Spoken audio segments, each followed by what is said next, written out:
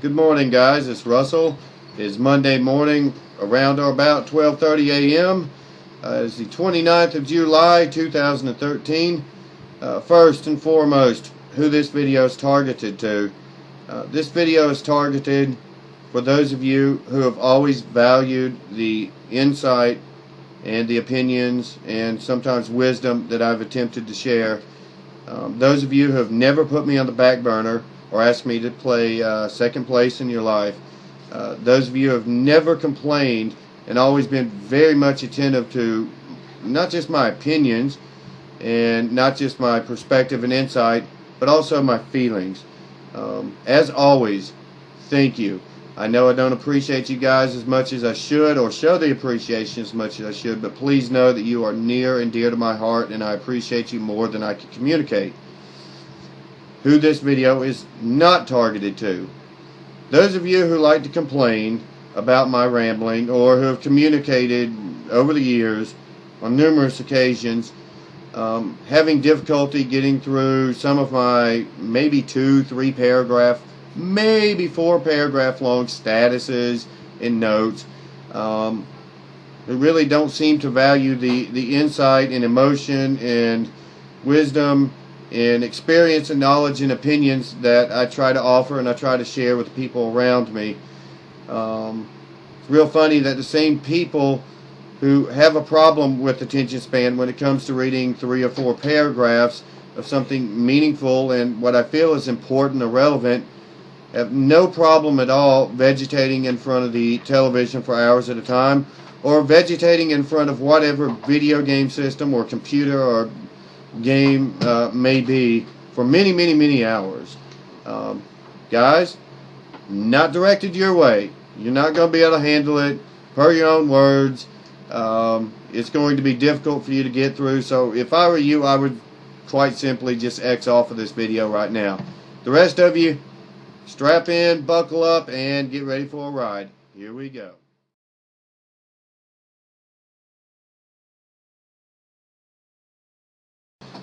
Alright, part number 1 we're referring to as the wrong kind of trouble. Let me keep this part as short and sweet and to the point as I possibly can. Very recently, some people who are very closely associated with me have thought it appropriate and wise to poke with a stick this particular lion. Ass clown number 1 and ass clown number 2. That's how we shall refer to them. Out of a show of respect and maturity, I will refrain from using their names or their associations with me. Ass clown number 1 and ass clown number 2. Please keep in mind you do not have the resources to wage battle with me. Please keep in mind that after days and days and days of your harassment that followed on the heels of you publicly demeaning and insulting and disrespecting my daughter in front of every friend she had, publicly disrespecting myself, and publicly disrespecting a woman I care about very dearly, and after numerous attempts to simply ask you to drop it or to at least take it private, you failed to do so. The more and more I tried to be diplomatic and mature with you, the more it just egged you on. That's fine. I want to reference the threats you made. First and foremost, ass clown number 1, the male. Brother, there's a reason I was a well-respected amateur fighter. There's a reason I was a very well-respected professional fighter. There's a reason I was licensed to train fighters. There's a reason I hold titles in mixed martial arts and in boxing. There's a reason I even promoted fight tournaments. And it's not because I'm not equipped to deal with puny little thugs like yourself. Before you continue with these threats of violence, I want you to keep in mind I am not going to engage, simply as a point of pride and maturity, not going to engage with you in a Facebook war, a text war, a voicemail war, an email war. If you have something you wish to say to me, come to my face and say it. I'm quite easy to find. If you have something you wish to do, if you actually wish to meet those words and those threats with actual actions, and put me in a situation where I have to defend myself, and I can do so lawfully. I'm very easy to find, and very, very enthusiastic to have the opportunity to do so. Alright, also, as far as the public slander, and I'll even go as far as to call what you're doing libel, please keep in mind it's not very expensive and very, very simple for me to go file suit against you. It's also going to be very simple for me to get a judgment, at which time it'll be very simple for me to garnish your wages where you're working for me. It'll also be very simple for me to put a lien on your property, including your cars, which I do not mind doing. Also very simple for me to get a FIFA. I know that's a term you're probably not familiar with, but Google it, FIFA, and show up at your door with the sheriff to take your stuff. Also keep in mind, I investigate people for a living, and I have for a long, long time. I'm a very resourceful person. You really don't want a man like me sticking his nose into your life, because I will know more about you than you ever knew was possible for one person to know about you, and I can make use of that knowledge. Alright, Ask Clown number 1 and Ask Clown number 2, again, very respectfully, maturely asking you to drop the Jerry Springer drama and to please rein in the trailer trash behavior.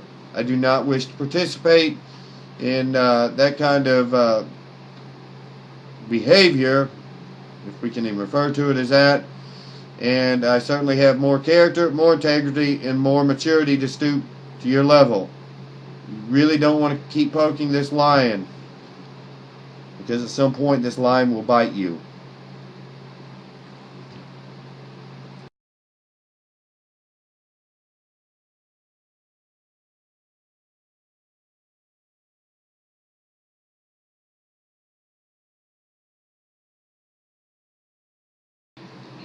Part 2 is about priorities, but most importantly it's about people. People and priorities. We have many, many things in life that demand our attention, demand our energy, and demand our time. Quite often in the pursuit of success, the pursuit of money, the pursuit of fame, we end up getting our priorities all mixed up. I'm going to say this right here and now. When I first began my activities here in Cobb County, I had the best of intents. My intent was not to ever put anyone on the back burner who I professed to love and care about, and who loved me and cared about me. My intention was to help people and to do good. As I sowed the seeds of good Samaritanship and good citizenship, I did begin to slowly reap the fruits of my labor. We started off with emergency response, disaster response, and search and rescue. Evolved to neighborhood watch, which eventually became citizen patrols, which eventually became what some refer to as vigilante activities. At this point, that's probably a correct assessment. It took me years, and it took shedding of blood, sweat, and tears, literally, before I was able to earn the trust, and please listen to that word, earn the trust and the respect of the citizens of my community and of the local government. And of course, once I'd earned that respect and trust, that led to a great deal of success and accolades, and I started seeing the fruits of my labor and reaping the rewards of my labor and saw the light at the end of the tunnel, the fulfillment of a dream, of an endeavor, of a goal. This was also happening to me professionally. Started applying myself professionally, started having a lot of success and really building a name for myself. And the more I got, the more I wanted. And I made a mistake. I didn't realize I was making this mistake. I never intended to make this mistake.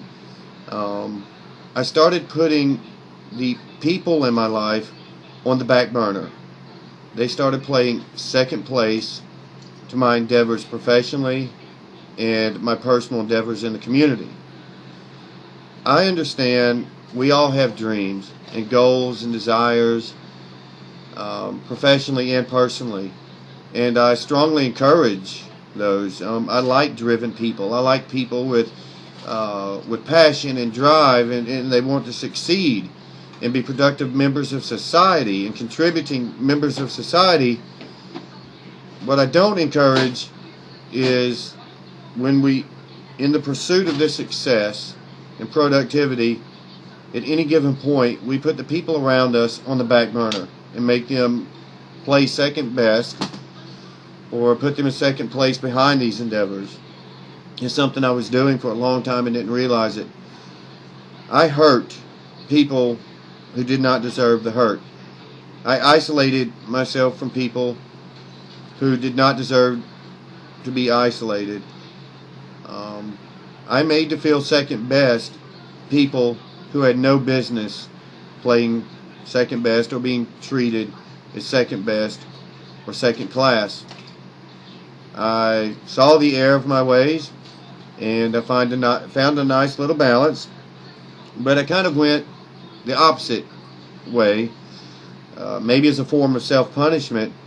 I began to let the people around me, the world around me, treat me as second best, and put me in second place, put me on the back burner, and again,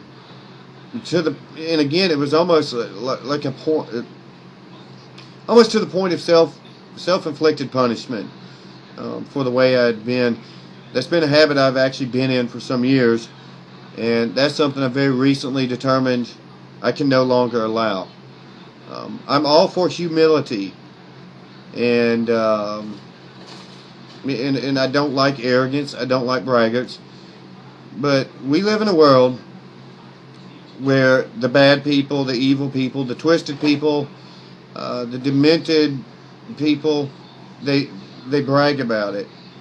I mean, no one even says a word to them. Yeah, I'm bad. Yeah, I'm a gangster. Yeah, I'm this. Yeah, I'm that. And we praise them for it. And of course, the people who are actually good people and they are real legitimate heroes and people actually get results, they don't brag and they don't put it out there because they want to be humble and they're trying to set a good example. Unfortunately, that's not getting us anywhere because we're teaching the world that the only thing worth bragging about would be the negatives. So I'm going to sit here before you today. I don't mean to sound arrogant or proud. I'm going to sit here proudly before you today and tell you I am a hero. I have shed my blood to help people. Not because it was my job, and not because I received any compensation in any manner or way, shape, or form, but because it was in my heart to do what I was doing. That's what a hero does. I put myself in danger. I put my life at risk numerous times. I've saved lives. I've helped people who wouldn't have received help if I wouldn't have given it to them. And I'm not ashamed of that. I'm not going to hide any longer behind a mask of false humility simply because I want to be a good person. I am a good person. The acts that judge me by my acts, the things I do. That's what makes me a good person. Not false humility, not my words. It's what I've done, the life I've lived. I'm a good person. I'm a hero. You're damn right, and I'm very much proud. And I'm also going to say this. Again, I strongly encourage the pursuit of success, the pursuit of happiness, but never, ever, ever do it at the price of hurting people who love you and care about you. Never, listen to what I have to say, ever put the people in your life who love you and care about you and who you profess to love and care about on the back burner. Never, under any circumstance or at any time, make them second place, make them feel like they're second class or second best.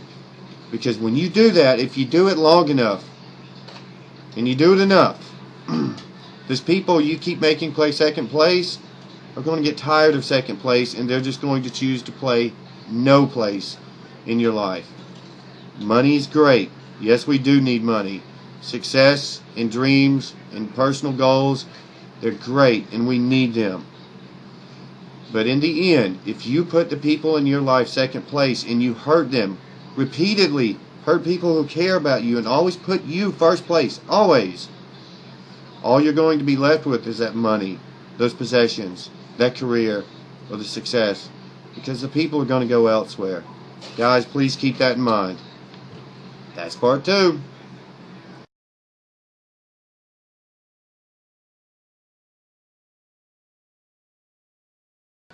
Alright guys, part 3. Part 3 is the return of Maverick. First, let me explain where that little nickname came from. That is not a self-appointed nickname or something I came up with. Some years ago, we had a guy robbing people, an armed robber, considered very armed and dangerous in my community. I actually left my job at the law firm, came home, printed hundreds and hundreds of posters, which I also laminated. Got in touch with my 14 block captains and had them get the word out to everyone on their block, the BOLO, be on lookout for the guy. And one of the Cobb County Police Department's captains actually said, "Hey Russ, don't get involved in this one, man. It's just too dangerous. Leave it alone." And of course, I had to do what I had to do. I got people on the lookout. I instructed them, of course, not to approach the guy, to consider him armed and dangerous. And then I began wallpapering this entire community with poster after poster after poster, and actually looking myself. I was not looking for a confrontation by any means, but I was certainly hoping I could spot the guy, and hoping, with my logic and my train of thought and kind of understanding the criminal mind, that I'd be able to figure out where he was and hopefully provide some useful information. That actually ended up quite well. I actually did spot the guy and did find the guy, did call it into 911, and was actually allowed to be on scene with the police department. And there were about 50 or 60 different units, including the SWAT unit, and I was the only civilian allowed in the area. And I'll never forget the police captain, who will remain unnamed, actually came up to me and was just laughing. He's like, "You just had to go and get involved anyway, didn't you?" He laughed at me. He's like, "You're just one heck of a maverick." Well, some of the other officers under his command, as they saw me throughout the community in the weeks and months that passed, would kind of jokingly say, "Hey, Maverick." And the nickname kind of stuck, so that's what I started putting on my cards, and that's kind of what I started going by. And it became pretty comical, really, because I do actually have citizens in this community who don't know my actual name and know only that nickname, Maverick. About 8 or 9 months ago, I was looking for something a little different. People loved me for the image. I again use the ridiculous nickname, the Maverick image. They thought that was who I was, and so they loved me when I was him. They loved me when I was out there sweating and bleeding and struggling just to try to do some good in the community. And a lot of people assumed that's just who I was, and it really wasn't. Truth be told, it was just a mask I hid behind. It was kind of my way of dealing with a lot of other things going on in my life. The personality, it almost became, I won't say a multiple personality, I'll say it became a second part of me, and an escape, a refuge. And I just got to the point in my life where I simply wanted to be Russ. And I said, I'm a really good person. I really, really deeply care about people, and I'm very much loyal, and I always treat people with respect, and I always try to do the right thing. And I wonder what would happen if I just took this mask off and stopped parading around like the hero and was simply myself. I thought maybe people would really care, and maybe people would pay even more attention, and I could make an even bigger difference. Truth be told, I've really poured out my heart and been more honest and more open in the last 8 or 9 months, maybe even a year, than I have in my entire life. And it's sad to say, when I was playing Maverick, people couldn't get enough. They wanted more. Everyone, the politicians, the law enforcement, local government, even members of state government and members of the community, they couldn't get enough. And they would beg for my attention, beg for my time, beg for my energy. They really wanted it. And then when I was just Russ, the caring, goofy, mushy person I really am, people started asking for less. And so I've made a decision. I just feel dissatisfied. And perhaps I retired the whole Maverick persona just a little too early. It's certainly more of a challenge to me physically and mentally now than ever before. When I was younger, it was just a lot easier to cope with it. I can barely walk it. Sometimes I have a really bad knee, a bad shoulder, and of course, I'm middle-aged at this point. But I've decided to come out of retirement and to get back on the streets and resume the fight against crime because no one else is going to. We all want to think that our government and the local police can do it all on their own. They really can't. 9 times out of 10, these criminals are caught or these cases are solved because of information provided to local law enforcement or some help rendered to them by local citizenry. Information given to law enforcement by local citizenry. And if Russ isn't enough, perhaps Maverick will be. Maybe it's a pathetic search for acceptance. Very well may be. I'll be intellectually honest. It very well may be. Russ seems to play second place, whereas Maverick never did. And therefore, I think it's time to revive that persona. And for all of those in the community and the leaders who seem to have forgotten I was there, or people willing to make me second place or treat me as second best, and who cannot reciprocate the loyalty and the time and the energy and the dedication that I show to them, and the way that I always put the people in my life as the number one priority, no matter what, no matter when, no matter how. This is just kind of my response. I don't know any other way to be. I need acceptance and love just the same as anyone else. And if the only way I can achieve that is by getting back on the streets, so be it. Criminals, I know you thought I was gone. I'm back.